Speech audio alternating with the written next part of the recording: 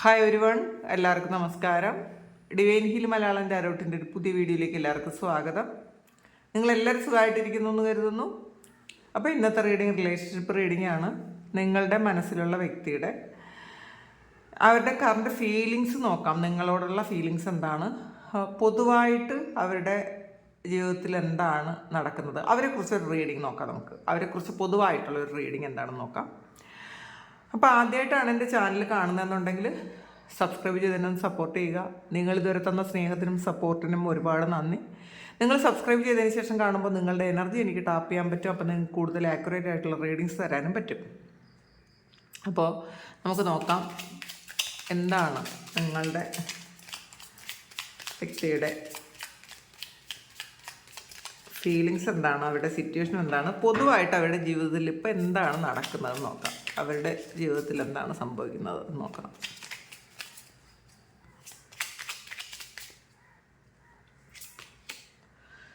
Page of ഫാൻസിൻ്റെ എനർജിയാണ്. Ace of swords വന്നിട്ടുണ്ട്. പേജ് ഓഫ് സോഡ്സ് പുതിയ തുടക്കങ്ങളാണ്. ഡെത്ത് കാർഡ്, സൺ കാർഡ്,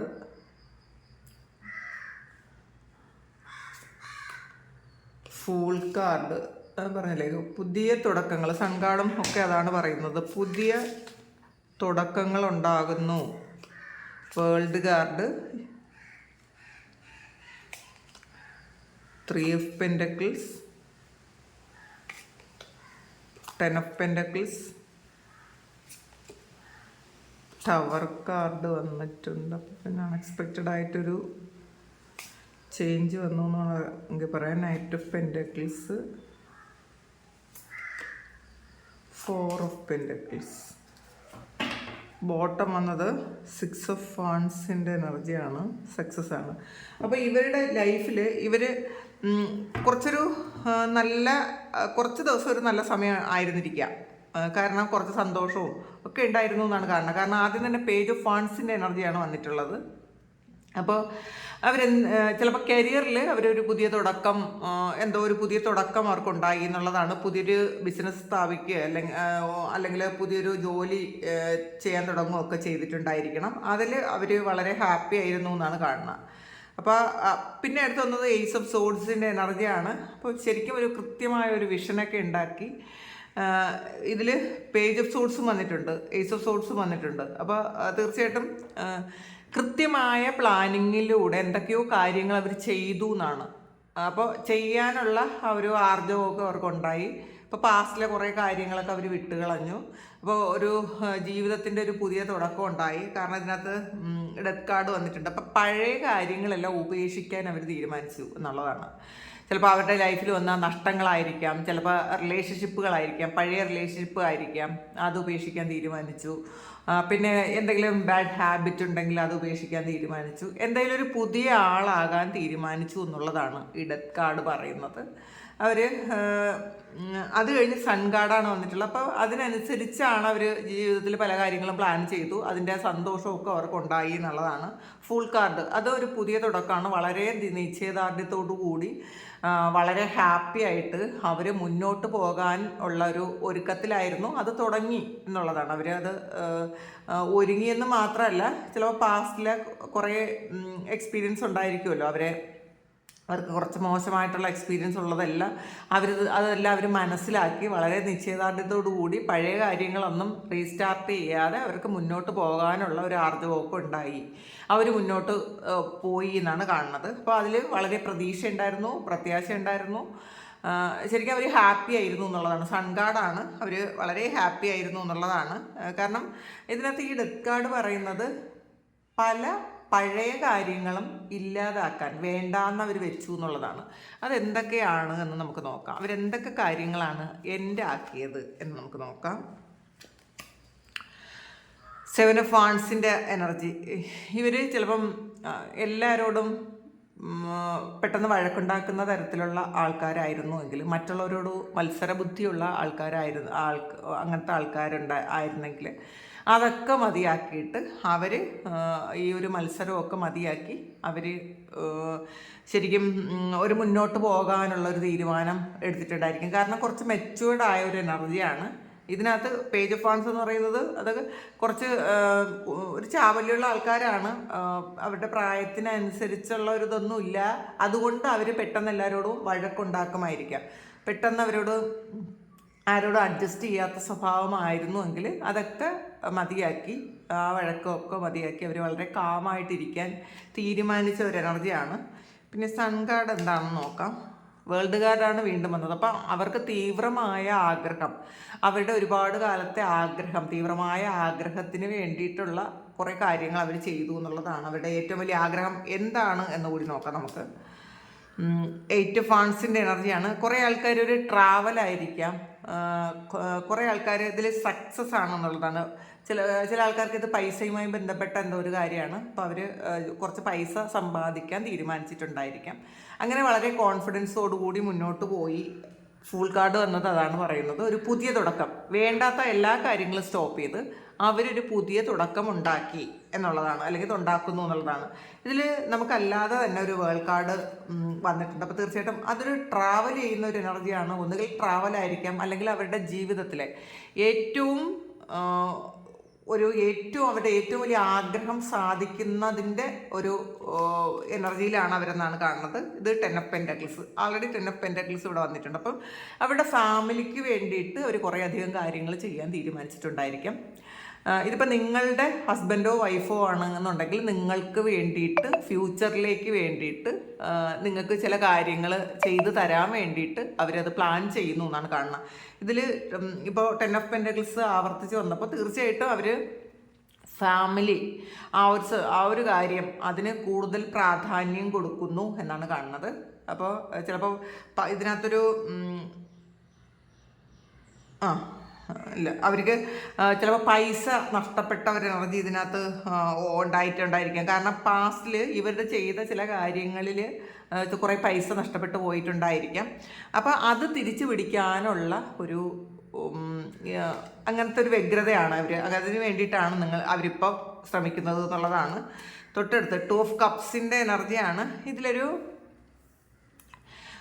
റിലേഷൻഷിപ്പിൽ അവർക്കുണ്ടായിരുന്ന ആ ഒരു ഇഷ്യൂ ഒക്കെ മാറ്റി അവർ തിരിച്ച് നിങ്ങളിലേക്ക് വരാനായിരിക്കണം. ഈ 2 ഓഫ് കപ്സ് എന്ന് പറയുന്നത് വളരെ സോൾ കണക്ഷനുള്ള, അവർക്ക് വളരെ അറ്റാച്ച്മെൻ്റ് ഉള്ള ഒരു റിലേഷൻഷിപ്പാണ്. അപ്പം ബാക്കി വേണ്ടാത്ത കുറേ കാര്യങ്ങളൊക്കെ മാറ്റി വെച്ച്, അവർക്കതിന് അവരുടെ ലൈഫിൽ വേണ്ടാന്ന് മാറ്റി വെച്ച് ഒരു നിങ്ങളിലേക്ക് തിരിച്ചു വരുന്ന ഒരു എനർജിയാണ്. അപ്പം നിങ്ങളോടുള്ളൊരു എനർജി എന്ന് പറയുമ്പോൾ വളരെ ഹാപ്പിയാണ് ഇപ്പോൾ. കാരണം 2 ഓഫ് കപ്സും 10 ഓഫ് പെൻറ്റക്കിൾസും വേൾഡ് കാർഡും ഒക്കെ വന്നിട്ടുണ്ട്. അപ്പോൾ തീർച്ചയായിട്ടും നിങ്ങളോട് വളരെ ഹാപ്പി ആയിട്ട്, വളരെ പാസ്റ്റിലെ കാര്യങ്ങളൊക്കെ ഇനി മതിയാക്കാം, ഇനി അതൊന്നും ചിന്തിക്കേണ്ട എന്നാണ് അവരുടെ മനസ്സിൽ. ഇനി പാസ്റ്റ് ഈസ് പാസ്റ്റ്, അതൊക്കെ പൊക്കോട്ടെ, നല്ലതായിട്ടിരിക്കാം, ഇനി വളരെ ഹാപ്പി ആയിട്ട് മുന്നോട്ട് പോകാം എന്നാണ് അവർ ചിന്തിക്കുന്നത്. അടുത്ത 3 ഓഫ് പെൻറ്റക്കിൾസിൻ്റെ എനർജിയാണ്. ഇതിനകത്ത് ശരി ഇപ്പം നിങ്ങളുമായിട്ടൊരു യാത്ര പോകാനോ അങ്ങനെയൊക്കെ അവർ ആലോചിക്കുന്നു എന്നുള്ളതാണ്. ചിലപ്പോൾ നിങ്ങൾ ആയിട്ട് യാത്ര പോയിട്ടുണ്ടായിരിക്കാം, യാത്ര പോകുന്ന ഒരു എനർജി ഉണ്ട്, വളരെ ഹാപ്പി ആയിട്ടിരിക്കുന്ന ഒരു എനർജിയാണത്. അല്ലെങ്കിൽ പാസ്റ്റിൽ ചെയ്ത കാര്യങ്ങളെക്കുറിച്ച് ഓർത്ത്, നിങ്ങൾ ഒരുമിച്ച് യാത്ര ചെയ്യുന്ന കാര്യങ്ങളെക്കുറിച്ച് ഓർത്ത് അവർ വീണ്ടും സന്തോഷിക്കുന്നു എന്നുള്ളതാണ് കാണുന്നത്. 10 ഓഫ് വാൻസിൻ്റെ എനർജിയാണ്. പക്ഷേ ഇവരുടെ ആഗ്രഹത്തിൽ നിന്നും വിപരീതമായി എന്തോ ഒരു കാര്യം സംഭവിച്ചു എന്നുള്ളതാണ് ടവർ. ഇവർ വിചാരിച്ചിരുന്നത് നിങ്ങളുമായിട്ടുള്ള ആ ഒരു ഇഷ്യൂസൊക്കെ മാറ്റി വീണ്ടും ഒരു യൂണിയനായി വളരെ സന്തോഷത്തിൽ ജീവിക്കാം എന്ന് വിചാരിച്ചിരുന്ന സ്ഥലത്ത് അവർ വീണ്ടും എന്തോ ഒരു കുരുക്കിൽ പെട്ടുപോയൊരു എനർജിയാണ്. കാരണം അൺഎക്സ്പെക്റ്റഡ് ആയിട്ടുള്ളൊരു ചേഞ്ച് വന്നു എന്നുള്ളതാണ്. ചിലപ്പോൾ പൈസയുമായി ബന്ധപ്പെട്ട എന്തെങ്കിലും ഒരു ചേഞ്ച് ആയിരിക്കാം. കാരണം അതിൽ നൈറ്റ് ഓഫ് പെൻറ്റക്കിൾസ് ആണ്. അപ്പോൾ ഇതിനകത്ത് പൈസയുമായി ബന്ധപ്പെട്ട അവർക്കൊരു നഷ്ടം വന്നിട്ടുണ്ടായിരിക്കും, അല്ലെങ്കിൽ പൈസയുമായി ബന്ധപ്പെട്ട് അവർ എവിടെയോ സ്റ്റക്കായിപ്പോയി എന്നാണ് കാണുന്നത്. എന്താണ് ആ ടവറെന്ന് നോക്കാം നമുക്ക്. എന്തുകൊണ്ടാണ് ആ ടവറെന്നൊന്നും കൂടി ക്ലാരിറ്റി എടുക്കാം. 9 ഓഫ് സോഴ്സിൻ്റെ എനർജി, എവിടെയോ ഒരു ബ്ലോക്ക് വന്നു എന്നുള്ളതാണ്.